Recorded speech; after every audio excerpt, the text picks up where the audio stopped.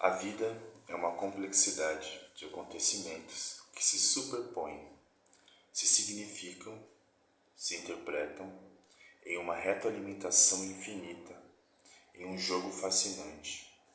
A vida orgânica possui um sistema complexo de comunicação, inclusive com signos próprios. O cérebro processa a infinidade de informações que chegam a partir das múltiplas interpretações que o corpo faz sobre sua relação com o mundo.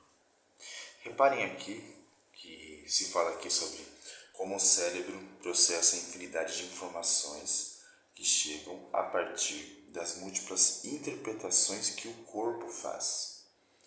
Então a gente tem a ideia aqui de que o corpo, de alguma forma, não só o corpo, vamos tentar pensar aqui também nossa alma, nossa essência humana, ela que interpreta, ela que sente.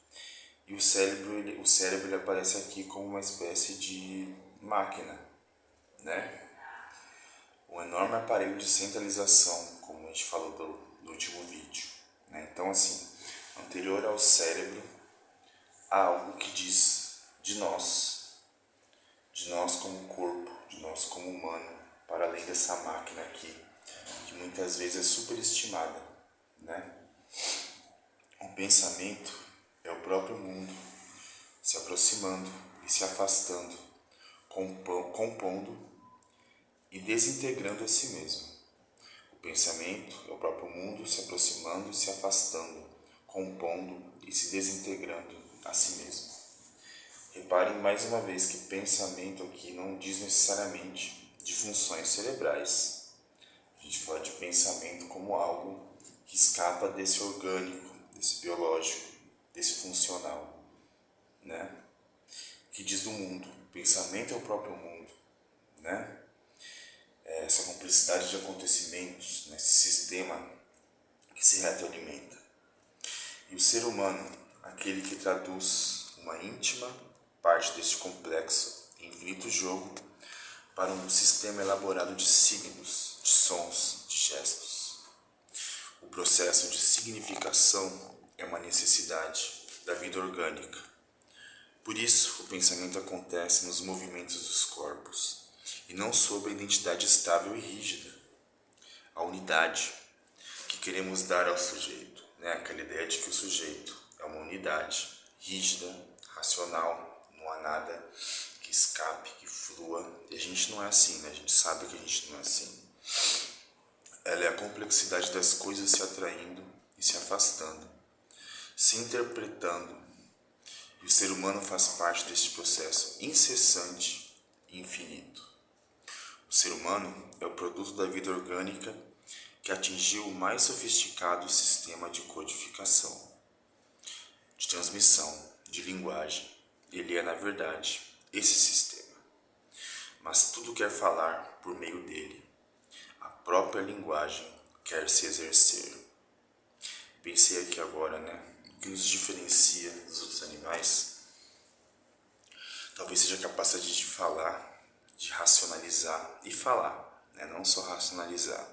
Porque sem a fala, sem a possibilidade de dar nome às coisas, de se nomear, a gente não se faz humano, a gente não faz o mundo, a gente não faz a vida. Então, mais uma vez aqui, eu trago e ressalto a importância da linguagem, das palavras, das significações e conceitos que damos às coisas, mas como a proposta do livro aqui traz, não é acabar aí. A gente está falando também do corpo, né? Do quanto o corpo tem a sua forma de dizer das coisas, né? Então a gente vai vendo que é uma rede, uma grande rede emaranhada, que se interliga, que se retroalimenta, né, nas relações com nós mesmos.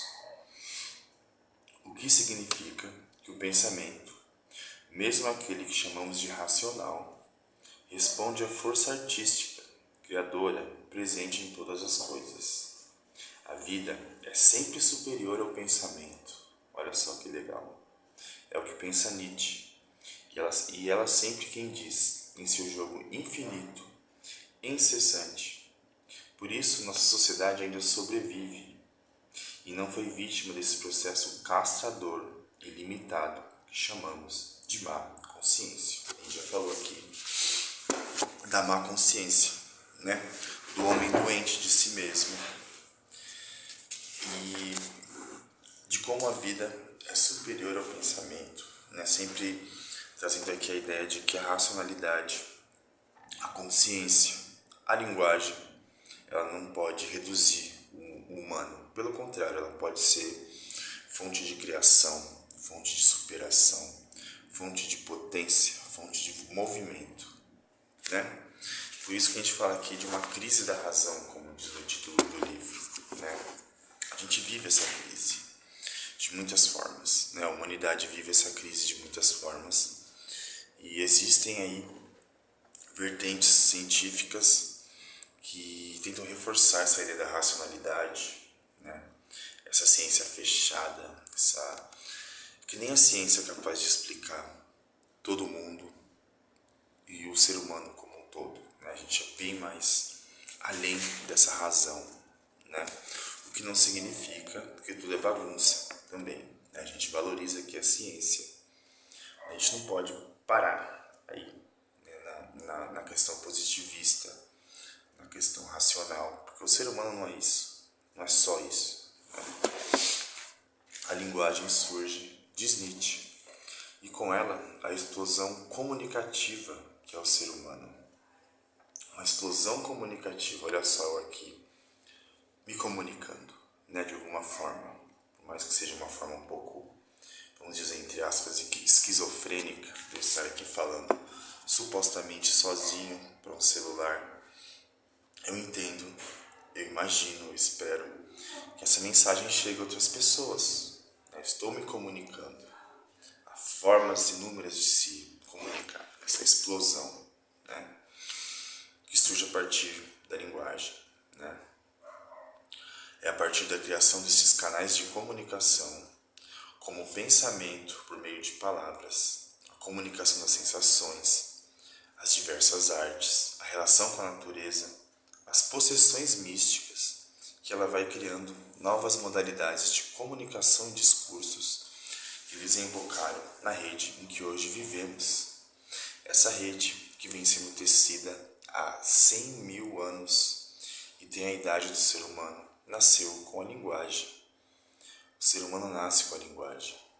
Somos uma rede de comunicação, de transbordamento, de participação, transbordamento, né? Que transborda na gente, que vai além dessa borda, né? Que divide, que nos divide. Essa explosão de comunicação. Veja só quantos significantes aqui para a gente pensar o que a gente está dizendo aqui sobre a linguagem, a consciência, os corpos, né? A arte, a criação, tudo isso. A força da comunicação, alimentada pela necessidade de manutenção e expansão da vida humana, foi o que possibilitou e impulsionou a cultura. Mas a cultura ocidental se constituiu como uma contranatureza. Podemos dizer que o universo conceitual humano, na medida em que se tornou cada vez mais a fixação de valores e de verdades, se sustentou não na manifestação, mas na negação da comunicabilidade transbordante própria da vida. A comunicação humana, em seu modelo lógico-racional, aqui que a gente está criticando, que Nietzsche caracteriza como uma lógica da exclusão, se tornou a imposição de órbitas discursivas e conceituais, que em última instância negam e não afirmam a atividade própria, comunicativa, presente em tudo que vive. Como se o ser humano quisesse calar a comunicação da natureza quando fala, escreve, se comunica, o que é uma pena, né? A gente vai falando sobre essa contra-natureza, a negação da vida, a exaltação da racionalidade e como isso vai dizendo o quanto a gente tenta negar nossos instintos, pulsões, controlar, refrear, buscar sempre verdades, limitar, reduzir, adoecer, má consciência. O que o ser humano nega em sua antinatureza é a própria vida. O que ele quer é silenciar os afetos, as paixões, as discussões. Em outras palavras, o desconhecido, que nos dá medo, né? A pluralidade, que também pode dar medo. A mudança, o tempo, em nome de um corolário de conceitos, de uma lógica da identidade, né? Aquela coisa do idêntico, se traduz em um esquema moral de interpretação do mundo. Um esquema moral que nega o desconhecido, teme as palavras, teme as mudanças. E essa negação, esse medo, ela pode resultar em violência, e resulta, a gente vê, né? Em vez da vida, os signos, os conceitos, os valores, as palavras, né? Mais uma vez aí, uma tentativa de reduzir a vida e enquadrar ela em palavras, em conceitos, em consciência. Eu tô quase no finalzinho aqui, falta 2 parágrafos, não sei se dá tempo, vamos lá. Com ser razoável, aqui é uma citação, tá? Do Nietzsche, sobre a verdade e a mentira no sentido extramoral. Como ser razoável, o homem coloca agora sua ação sob a dominação das abstrações. Deixa de sofrer por ser arrastado por impressões súbitas, por intuições.